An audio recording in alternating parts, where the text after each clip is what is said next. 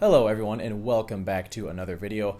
Unfortunately the clip to my mic cord broke the other day, so that's why I'm holding it like this. Today we are here to talk about Kraven the Hunter, the latest film and last film to my knowledge in Sony's Spider-Man universe, except there's no Spider-Man because the rights situation when it comes to that character is very complicated. This is the second one that we've gotten this year following Madam Web, and after watching that film I kept thinking to myself, there's no way they can do any worse than this. I don't think Kraven the Hunter is worse than Madam Web, but it tries its damn hardest to get as close to that level of quality as it can. They have to be making these bad on purpose at this point, right? That's the only explanation as to how these can be churned out to be such train wrecks. Sony, I have one thing to say to you. How many times do we have to teach you this lesson, old man? This movie is directed by J.C. Chandor. Admittedly, I haven't seen any of his other films, but I've heard positive things from other people.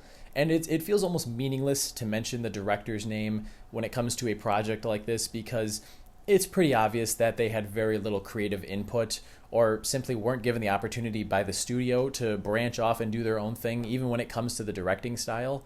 Because these movies all look the same. They look cheap as hell, even though hundreds of millions of dollars are spent on making them. And because the stories are done by the same group of people generally, although some of the writers on this one are different. Yeah, we got the writers from Transformers The Last Night working on this one. I'm sure that really raises your expectations. And just like the character of Venom and Morbius and Madam Web, I have the initial complaint that the main character in this movie, Kraven the Hunter, is not a villain. These are supposed to be origin stories for Spider-Man villains. Not only does it feel pointless that we got these 6 films knowing that none of these iterations of the characters will ever go toe-to-toe with Spider-Man, but on top of that, the characters that are starring in these films don't do anything villainous. Yes, they kill bad people, so you could say they're anti-heroes at worst, but they are not villains. There is no way that you can watch these 6 movies and be like, yep, I can't wait to see Spider-Man fight this character, because there's definitely a motivation for that to happen. But don't worry, this one's different, because unlike the previous 5, Kraven the Hunter is rated R, so they can go all out with the blood and violence. That's right, we got 3 Venom movies, one of which features Carnage as the main villain, and a vampire movie before they decided to turn it rated R, because I guess this is the character where they're finally like, yeah, we need to just unleash the bloodshed. Okay, I feel like it's time to actually start talking about the film itself and not the universe that it takes place in. So the movie opens with an 8-minute Prison Break prologue that Sony actually released on YouTube days before the film's release. And these 8 minutes serve no purpose. They could honestly be omitted from the film and you would lose nothing. Especially since after that, we travel back in time to watch Kraven through his origin story with his father and his brother Dimitri. Russell Crowe plays Daddy, and he's a real asshole. He's a big gangster, drug dealer into all kinds of crime. He takes his 2 sons on a safari to hunt some giant lion with a huge reputation because I guess for him, you have to kill a legend to become a legend, and he wants them to man up a bit more. And Kraven, previously known as Sergey, gets mauled by the lion, unsurprisingly, and along comes this young girl who lives in the area. She gives him this potion that essentially gives him his powers, which are very poorly explained, but what do you expect at this point? This flashback sequence is like 40 minutes long. It's way too big of a chunk of the film, which is like 2 hours, by the way, actually a little over 2 hours.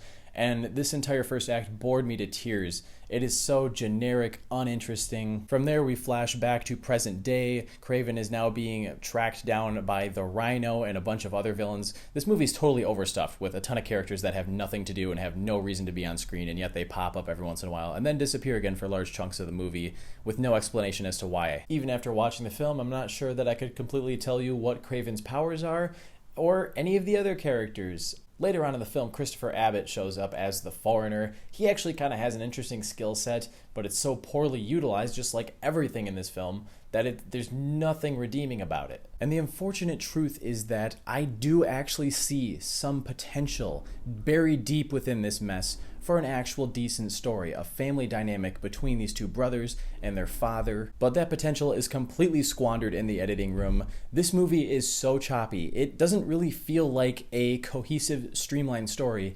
It instead feels like a string of scenes stitched together with Scotch tape. Some of the scene transitions, or lack thereof, were embarrassing. And just like with Madam Web, there's some horrendous ADR that's being used here on top of already atrocious dialogue. The performances are overall pretty terrible. Aaron Taylor Johnson has been growing on me lately. I thought he was remarkably boring in Godzilla and fairly forgettable as Quicksilver in the MCU, but I liked him in Bullet Train, and I do have a soft spot for Kick-Ass. In this movie, he's a nothing burger. There's no opportunity for him to show off his charisma or any degree of range, and most of the performances follow suit in that regard. Even Oscar winner Ariana DeBose, who I absolutely love, is terrible in this. In fact, why is her character Calypso in this movie? Her only purpose is to give him that potion at the beginning of the film, and then she's just there in the present timeline. And my god, do we get some early 2000s CGI in this film, especially the Rhino, when we eventually see this guy transform into this giant beast. He more so looks like a 10-foot tall dude that hasn't used any moisturizer in a couple decades. Another commonality that this has with Morbius and Madame Web is that we don't even get to see the titular character in his iconic wardrobe until like the closing frames of the film. And that's right, of course the ending sets up a sequel that I'm sure we'll never see, and I just don't understand why these keep getting made and how they are this awful. It's difficult to put into words, and honestly, I feel like I would be wasting your time if I were to actually dissect specific things in this film that I hated, because it's all terrible. There's like hardly a single redeeming quality. Actually, if you asked me to sort through the garbage and try to find redeeming qualities in this crap, I'll say this. There are two things that I think Kraven the Hunter does better than Madame Web. The first of which being there are action sequences in here, unlike Madame Web, in which there were chase sequences, but there was no actual action, no combat between these superpowered beings. Now, most of it is edited to shit, and it's largely filled with horrible CGI blood that looks totally fake, but there is action to be had. Some of it was watchable. Thing number two is that I think some of the actors are actually trying here. Russell Crowe is never going to be the worst part in your movie. In fact, I would say he was one of the best.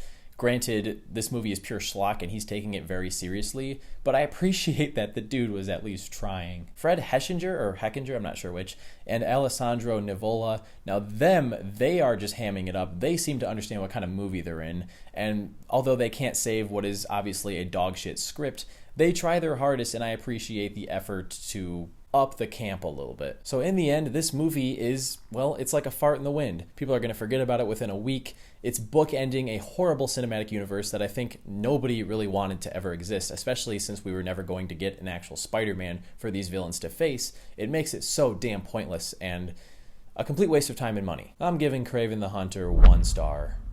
I'd like to take a second to apologize because I feel like I've already wasted enough of your time by talking about this film for however long it's been, 8 or 9 minutes. I'm never going to beg people to not see a film. If you like this stuff, if you enjoyed the previous entries in this universe, you'll probably like this one too. For me, it's one of the worst films of the year, so if I were ever to beg you to not see a film, it would probably be this one. And somehow it even fails to be in that so bad it's good range. Not that I think films that you watch for that purpose are good on a quality level, but at least there's some entertainment value to them.